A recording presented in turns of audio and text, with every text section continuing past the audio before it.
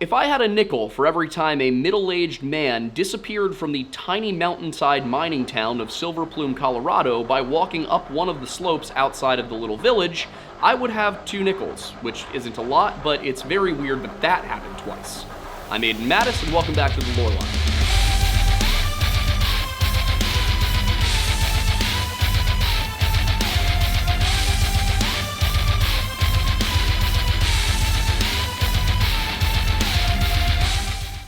Keith Reinhard was a successful man. Though not wealthy, the 49-year-old had quite a bit to be proud of when he requested a 3-month sabbatical from his sports writing job after 23 years with the Arlington Heights Daily Herald. A shaggy, silver-haired father of 3 grown children, Keith was living the idyllic suburban life outside of Chicago, having achieved the American dream. But with his 50th birthday looming, all of that felt more suffocating than anything. It wasn't that he didn't love his family, by all accounts he did, or that he wasn't satisfied with his job, by all accounts he was.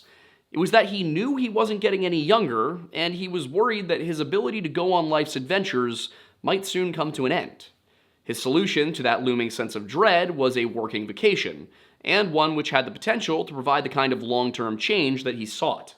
With that in mind, Keith packed up his truck, said goodbye to his wife and kids, and headed out west on I-80, past Denver and into the Rocky Mountains. His destination was the little town of Silver Plume, where a lifelong friend named Ted Parker ran a small cafe. Quiet, mountainous, and most importantly, far from the hustle and bustle of Chicago, it was the perfect place to reinvent oneself. And that was precisely what Keith intended to do. You see, Keith didn't just go to Colorado to get away for a little while. Instead, he hoped to use his time off from work to set up a new life in the West, one in which he could focus on his true passions of nature photography and narrative writing.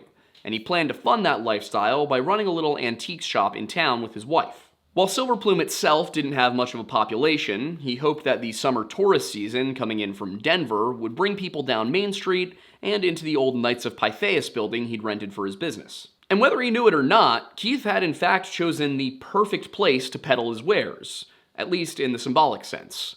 The Knights of Pythias, named for the legendary Greek explorer, were and are one of the fraternal brotherhoods which formed an imitation of Freemasonry. Formed by composer, teacher, and Shakespeare scholar Justus H. Rathbone in 1864, the Knights were primarily focused on charity and brotherhood, and held little attachment to the wanderings of the Syracusan sailor, famed as the first Greek to record a visit to Britannia. But for Reinhard, he would have been the perfect patron. After all, his decision to go to Silver Plume was driven by his desires to get in shape by mountain climbing, get over his fear of heights, and begin writing a novel. While the first goal was coming along well enough, the second was proving difficult, and the third was running into one major roadblock. Keith did not know what to write about. Perhaps it seemed like destiny, then, when Keith learned of another thing which made his connection to that building so interesting. Some time after he arrived in Silver Plume, word of the disappearance of a man named Tom Young reached the journalist and aspiring author, who soon learned why his building, clearly well-kept and yet vacant when he arrived,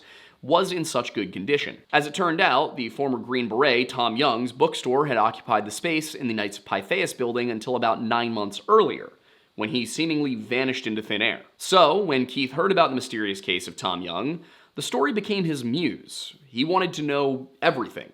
Who was Tom? What was he like? Was there any reason why he might have chosen to wander off? Could he have made enemies and found himself the victim of foul play? His journalistic instincts firing on all cylinders, Keith managed to gather up every last morsel of information he could, and this is what he found. For a while after his disappearance, not a single person in the little mountain village seemed to care that Tom was gone. To their credit, it wasn't that they hadn't noticed, they just weren't particularly concerned for his well-being. Silver Plume was no stranger to the comings and goings of its residents, many of whom were only passing through on the way to the next stage of their lives. Tom, for example, had only owned the bookstore in town for a year, and in the weeks leading up to his disappearance, he'd been telling friends of a planned trip to Europe. So, when he vanished, that's where everyone assumed he'd gone. But as the days turned to weeks, and then the weeks turned to well over a month, his absence began to weigh on his neighbors, and the questions piled up. Had Tom said when he planned to leave? Why hadn't he said goodbye to anybody? And perhaps most importantly, who was taking care of his dog? By the time the community of some 140 people collectively realized that something might not be right, it had been a full month and a half.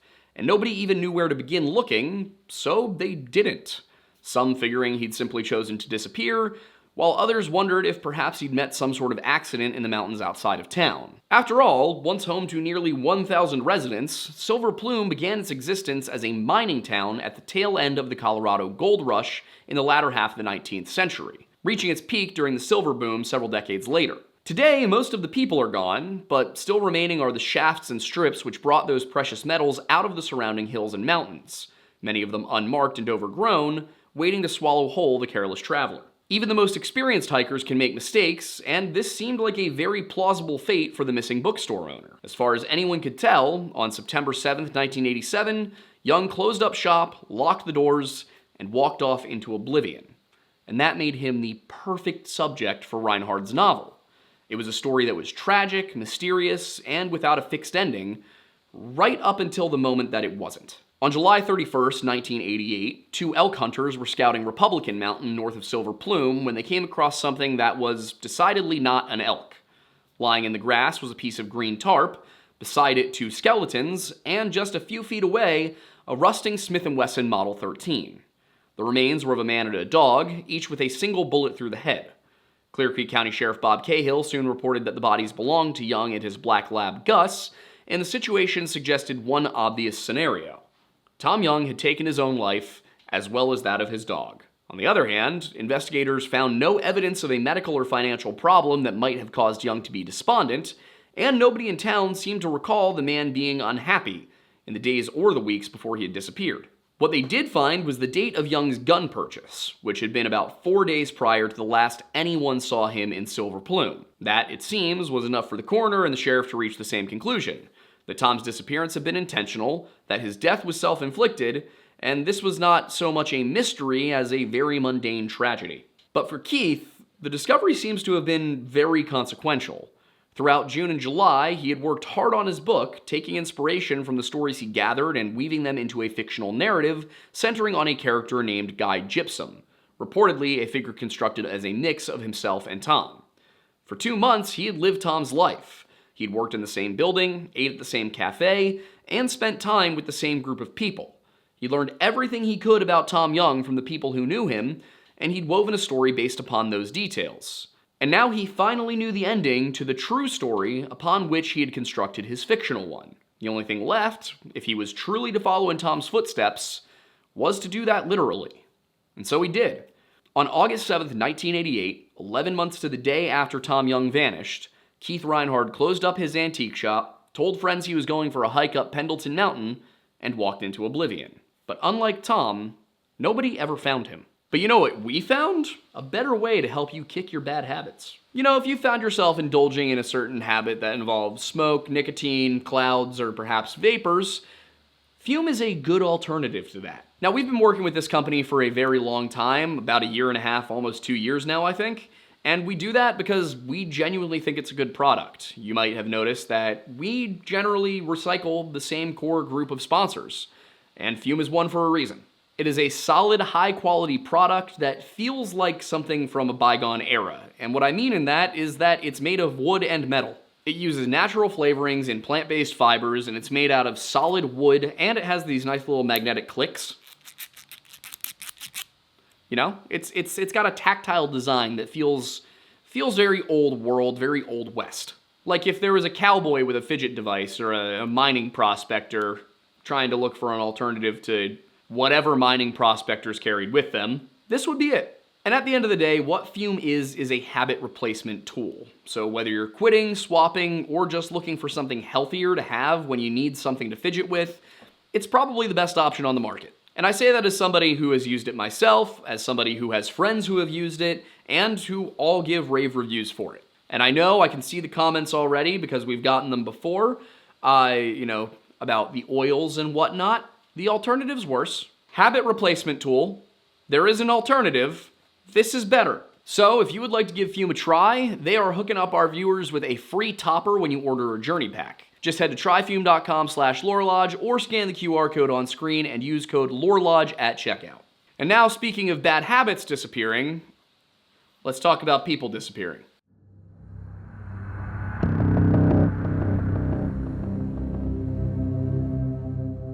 disappearance of Keith Reinhard was not met with the same indifference as that of Tom Young the year prior, and for good reason.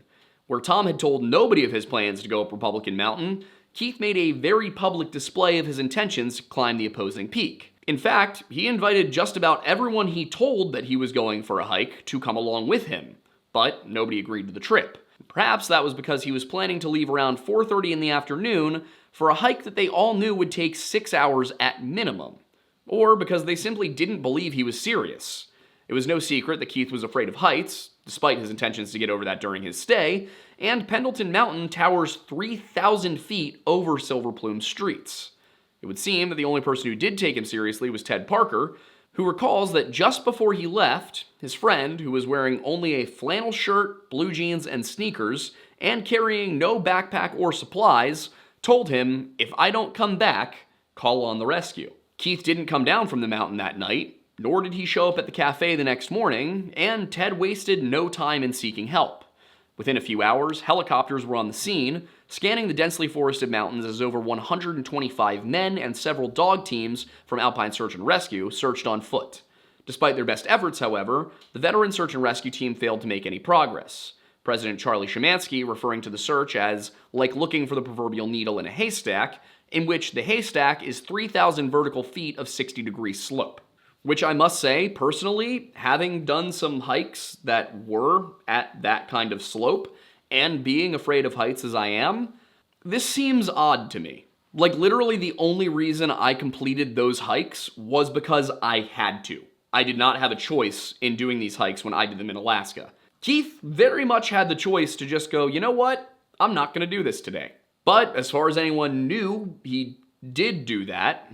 And search teams did all they could, but there was simply nothing showing any sign of where Keith may have gone on that mountain.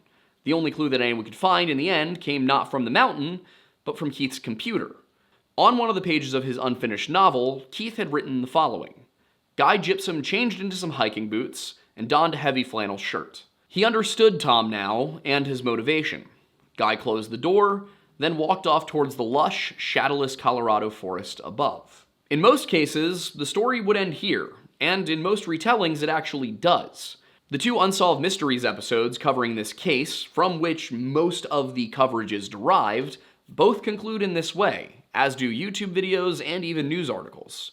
They leave you with the last words of Keith Reinhard being something of a prophecy regarding his own disappearance, suggesting that the true mystery is not why Keith walked onto that slope that day, but rather whether or not he survived it and where his body may be if not. But those retellings don't typically include the details from the police report. You see, there's not a lot of primary source information about Keith Reinhard, or about Tom Young for that matter. In fact, there's almost nothing about Tom Young. What little we do have comes from some small-town papers that covered the disappearances, and even then, only from what has been archived and put online. Tom's disappearance is actually almost completely unrecorded from the historian's standpoint, while Keith's story mostly contains details about the ill-fated search effort in which a pilot died and another was injured. As for what happened in the days leading up to the disappearance, however, who precisely Keith had spoken to about his plans and why he might have chosen to climb a mountain at such an inopportune time, there really isn't much. Unsolved Mysteries suggests that the antique shop wasn't working out, and that Keith may have been stressed about that, but the backstory regarding his mental state sputters out after that. The official documents, on the other hand, paint a much more colorful picture, not just of Reinhard, but of his friends and family as well. For example, interviews with friends and family revealed that Keith had not planned to write a novel while in Silver Plume.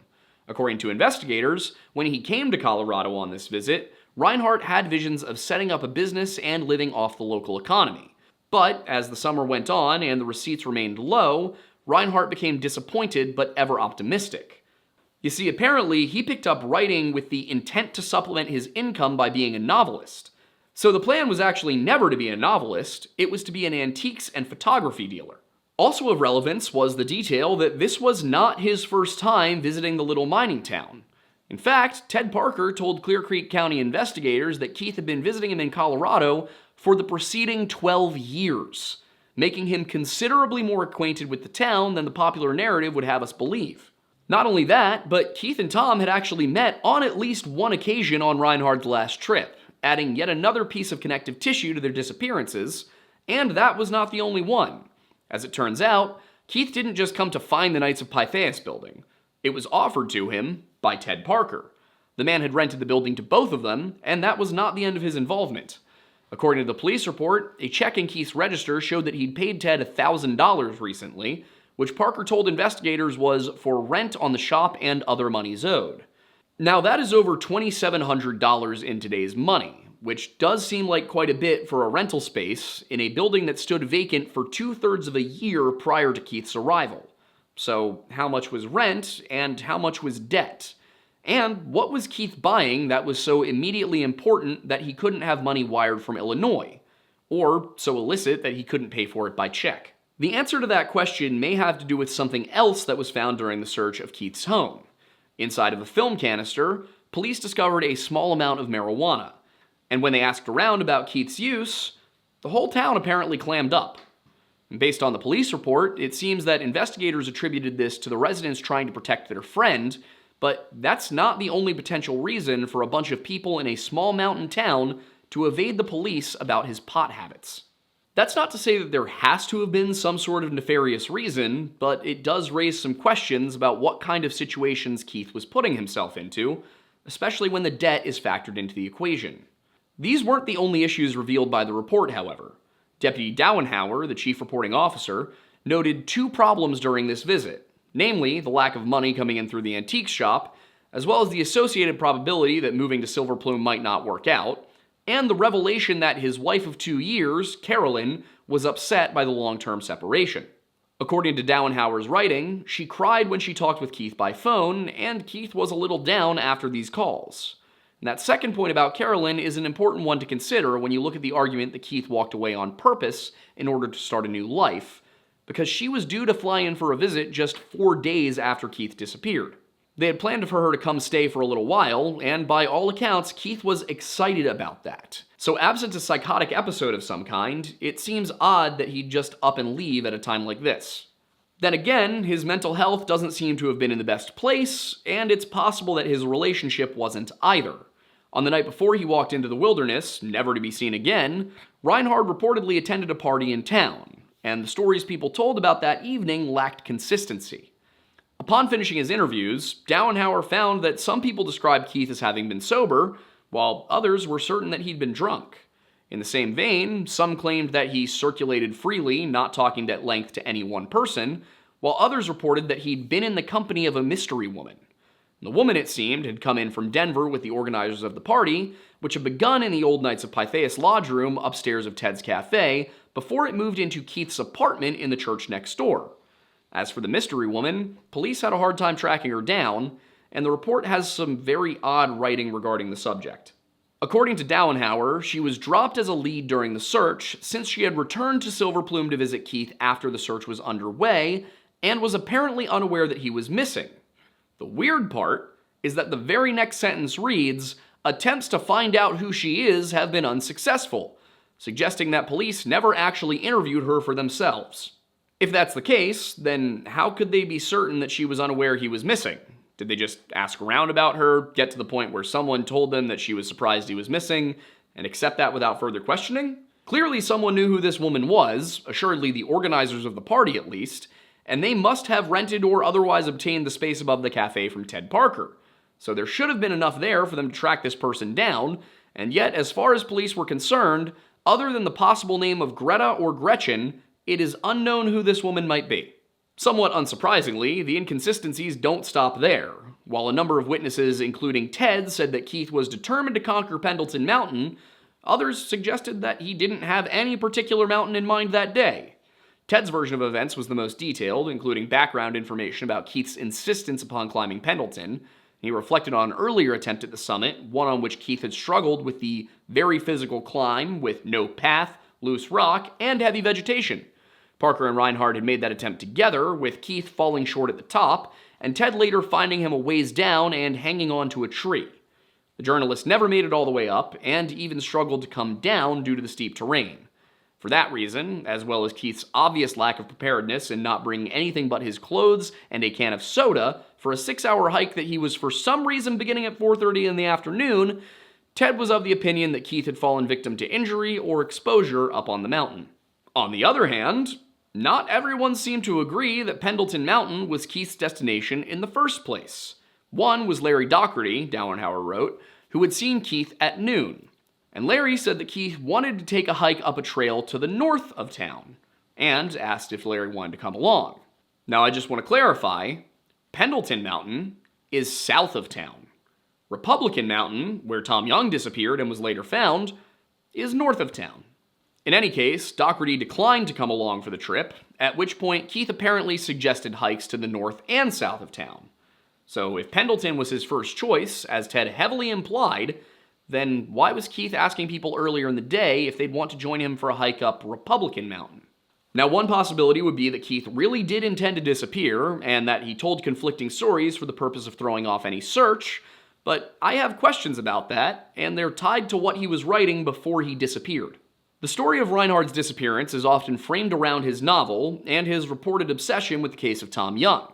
The confusing thing about that has to do with the way the novel's main character, Guy Gypsum, was described. So far as I can tell, the manuscript of Keith's book has never been made publicly available, and there's even conflicting accounts of whether it was a novel or a collection of short stories that he was working on. But what intrigues me is the fact that the protagonist is frequently described as a mix of Tom and Keith, whereas the book is described as being about Tom's disappearance. It's possible that both are true, but I keep coming back to that entry on his computer. Guy Gypsum changed into some hiking boots and donned a heavy flannel shirt. He understood Tom now and his motivation. Guy closed the door, then walked off towards the lush, shadowless Colorado forest above. I understand that it was being written by a professional writer, but that passage seems so perfect, so manicured and convenient to the disappearance. If you assume that Keith planned to end his own life, that is. If he just meant to disappear, then he didn't understand Tom's motivation at all. Disappearing and starting over wouldn't be an imitation of Tom, it would just be running away with nothing and no one to rely on. And that simply wasn't a reasonable thing for Keith to do. His antique shop wasn't doing great, but he had a job back home, one that he had not quit. He only took a sabbatical. Furthermore, his wife missed him, and she too was also back at home. He may have been lonely in Silver Plume, but again, he had friends and his children back home. So all Keith had to do, if he didn't like living in Colorado, was return to Illinois. Deciding to end his life or disappear when the alternatives were undoubtedly better, and when every single member of his family was adamant that he wouldn't do such a thing, seems like an unlikely move, though of course not impossible. And that brings me to the Tom Young of it all. Young's death was ruled a suicide by the Clear Creek County Sheriff's Department and the county coroner. But as far as I understand it, that was entirely due to the fact that he and his dog were found with a single gunshot wound to the skull each, and the gun was found several feet away. But I've yet to come across anything suggesting that a ballistics test confirmed the gun found was the gun used, or even that the bullets which killed the man and the dog were of the same caliber. There's also no details about where on Tom's skull the entry wound was, which is relevant to his manner of death in that a self-inflicted wound will likely be in a different place than one resulting from an execution-style shot. If it went through his temple, on his dominant hand side, or upwards from the chin, that's probably something he did to himself. If, on the other hand, the bullet entered through the forehead or the back of the skull, or even through the non-dominant temple, it would suggest that somebody else pulled the trigger. That's actually one of the things that makes Brian Laundrie's death in the Gad Petito case seem so odd. It appeared that he used his non-dominant hand. But in this case, we don't get any information on that.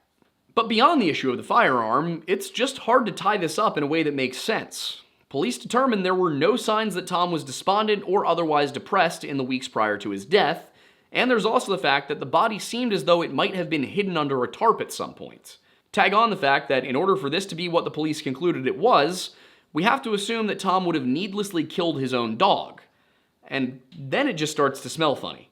Taken all together, the story as determined by authorities goes something like this. Tom Young plans a trip to Europe, but instead of going, he instead purchases a revolver and hikes up a nearby mountain, where he takes not only his own life, but also that of his beloved black lab. This leaves the storefront he was renting, owned by Ted Parker, vacant, and Ted offers it to Keith Reinhard. Keith takes him up on it and moves to town to start an antique shop of some kind, with the stated intent of making a living off of it and having his wife move out there with him.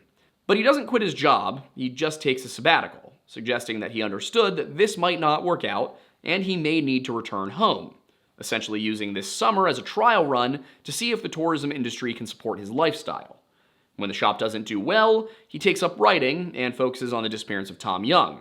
When Tom's body is found a couple of months later, Keith decides to try and hike up an entirely different mountain, all alone, so late in the day that even a complete novice hiker would know that that's a bad idea. He even asks people to send out search parties if he doesn't come back, so he knew this was risky. Keith never comes down, and searchers try in vain to find any trace of him for a full 7 days. Nothing is found on the mountain, nothing at all, but on his computer is a passage which seems to contain the cryptic message that Keith planned to disappear or end his own life because he understood Tom's motivation. The motivation of a man who was found several feet away from the gun that may or may not have killed him, with his dog dead next to him, and both of them having apparently been covered by a green tarp. I'm not saying that police could have worked harder or that this case was solvable to begin with. They probably could have tracked down the mystery woman from the party, and it's odd to me that they never managed to identify her, but that may not have solved the case even if they did. Unless Keith decided he was willing to throw away his entire life, job, marriage, kids, and all, then it seems unlikely she had anything to do with it. If she actually existed, that is. I'm very curious who specifically told police that this woman was speaking with Keith at length. But in any case, just taking an objective look at things, there is one person who raises red flags in this case. One person who is connected to both disappearances in multiple ways, and who had access to Keith's apartment and personal computer. That person is Ted Parker, a man to whom Keith clearly owed a good deal of money before he disappeared, and a man who ran the cafe next door to both Tom and Keith's businesses. If there was one man who should have noticed Tom Young's absence, and who had known the exact date he planned to leave for Europe, it would have been Ted. If there was one man who could certainly scale both of the relevant mountains in this case, it would be Ted. If there was one person who could have connected police with the mystery woman, it would have been Ted.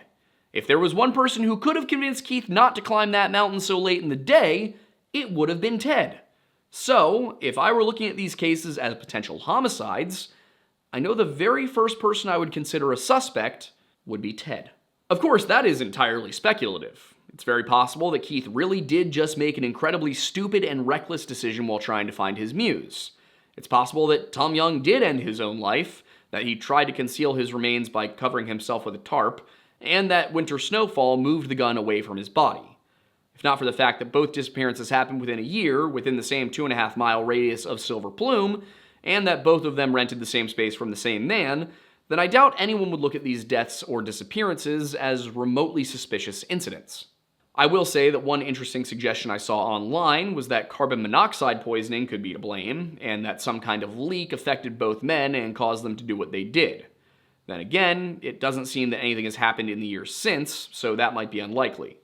One could argue that the building was or is haunted, but that's even more out there than any of the other explanations.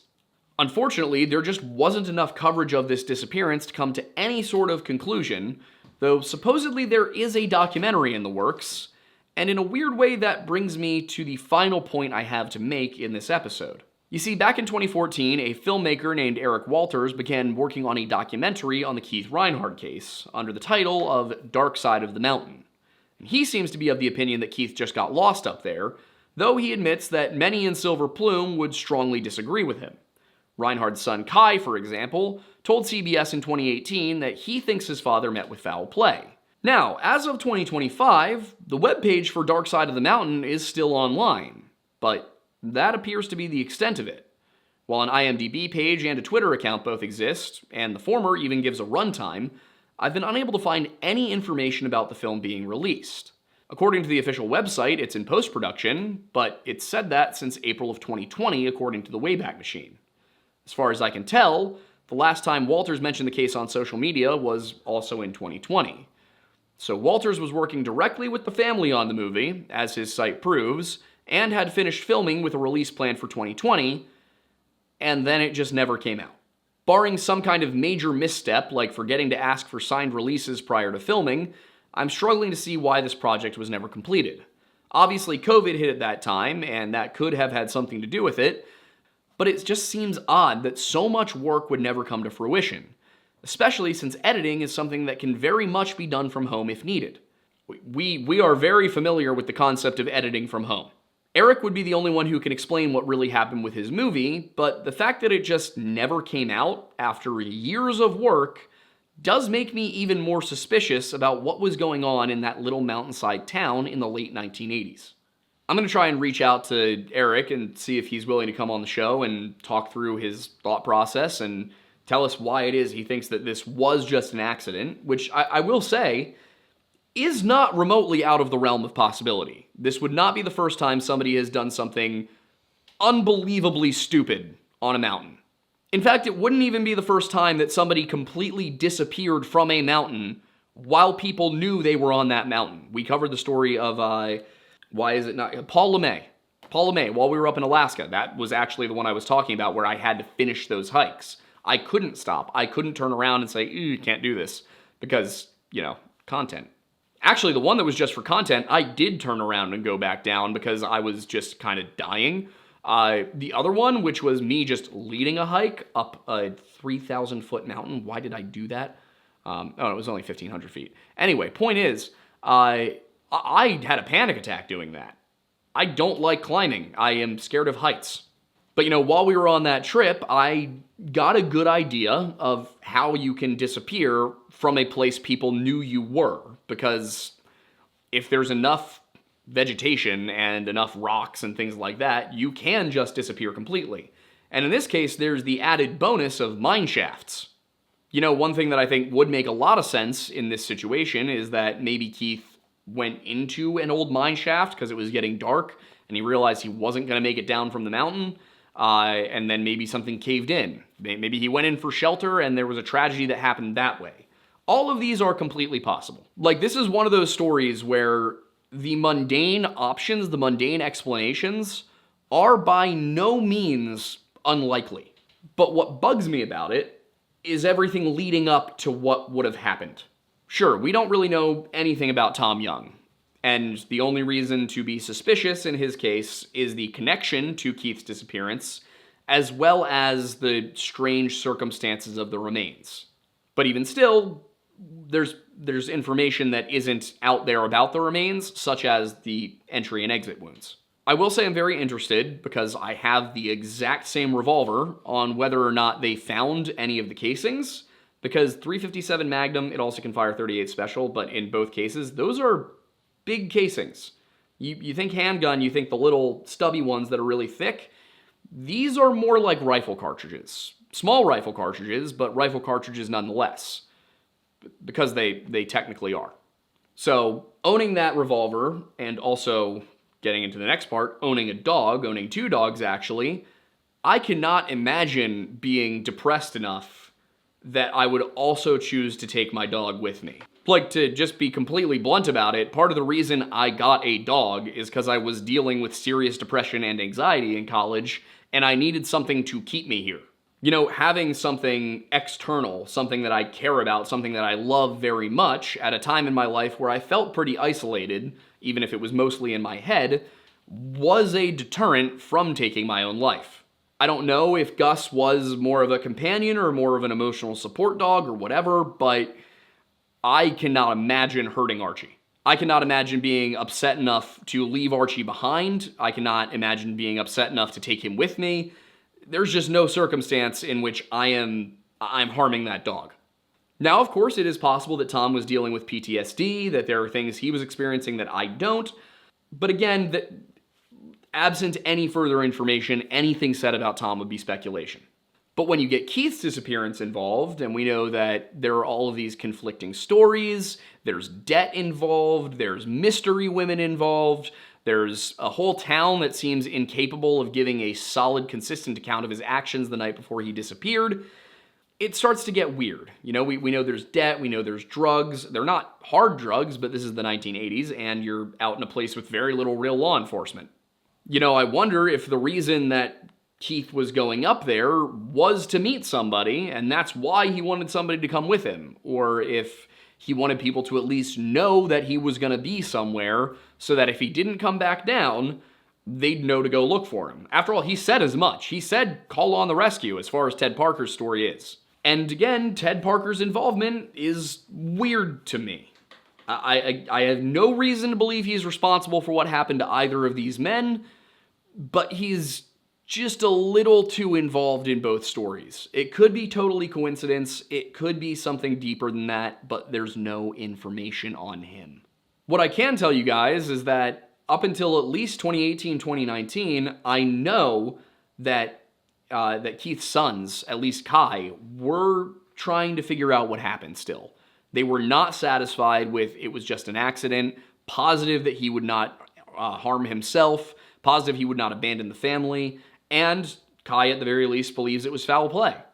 Now, does he have evidence? Is there some reason he believes that? I don't know. Some of the things the family said definitely did strike me as a result of being unfamiliar with mountains, but Kai has been out there now. He has climbed that mountain. He has spoken to the people in town. He, I believe, was speaking with Eric regarding the documentary. Something's fishy. Something doesn't feel right. And I hate that I have literally no further evidence to use in trying to come to a conclusion. I do hope that Eric puts his documentary out at some point. I hope that it is more than what Netflix typically does, which is tell you just enough to make you interested and keep watching, but never actually try and present you with any conclusion, because if they do that, that could be controversial, I guess. I don't know. Looking at you, JonBenet Ramsey documentary. Speaking of which, there is now a part 5 in our series on JonBenet Ramsey, which is exhaustive. I've read 7 books, 5 episodes, and we are through the first 2 weeks. There's a lot going on. But I guess, as we come to the close of this video, I don't have anything further to say. I think these disappearances are weird. I think there is a strong possibility that we do not have enough information because somebody was hiding something. And I think that it's very possible something bad happened. And not tragic bad, something nefarious. But I don't want to accuse any one person of being responsible. I just wanted to say that I don't like it. Because if you've been watching our channel for a while, you know that I have absolutely no problem saying this wasn't anything weird. More often than not, we come to the conclusion that whatever happened to a person, it was probably just bad decision-making or an accident. This is one of those cases where everything is still on the table. But with all of that said, if you would like to support what we do here at the Lore Lodge, you can subscribe to us on Patreon at the Lore Lodge. It's $1 a month. You can also do that here on YouTube, but honestly, Patreon's better value. Signing up for Patreon will not only support us with your dollar, but it will also give you access to exclusive content, and I'm working on getting all of these scripts published up there. You've probably seen me say that a million times, but they are slowly but surely making their way to that point. The problem currently is that all of last summer's Missing 411 scripts are in a completely different writing style, that being bullet points. So I gotta fix that. I gotta make them prose. If you'd prefer to support us by consuming something, however, you can do that by grabbing our coffee, Mount Pocono Perk from Tableau Roasting Co., or by going to Bunker Branding and wearing our skin. By that I mean t-shirts with our logos on them. Both of those links are in the description, and we would appreciate if you tried them out. The coffee, in my opinion, is very good. I designed it myself, I didn't pick it off a shelf. If you're looking to get more Lodge, you can check out History Unhinged, our show that we do with Stephen Bell of History of Everything, or you can check out The Weird Bible, which is a Bible podcast we do with Wendigoon. We also have a live show that we do Mondays at 7 p.m. Eastern, and I have my personal channel where I try to stream every Friday night. That is usually a video game, and I have recently started doing some commentary, reaction-style streams to stories like this. Kind of doing that as a way to select new content. I've looked at a lot of stories. The best way of finding out when we're doing any of these things is through our Discord server, which is accessible via bit.ly/jointhelodge or the link in the description. And if you are catching this video before July of 2025, what year? July of 2025, that's horrible, I hate that. You can catch us at Blobfest here in Phoenixville in mid-July. I think the weekend of the 14th or 15th or something. 11th through the 13th. Okay, I think that's just about everything. I'm Aiden Mattis, and thanks for stopping by the Lore Lodge.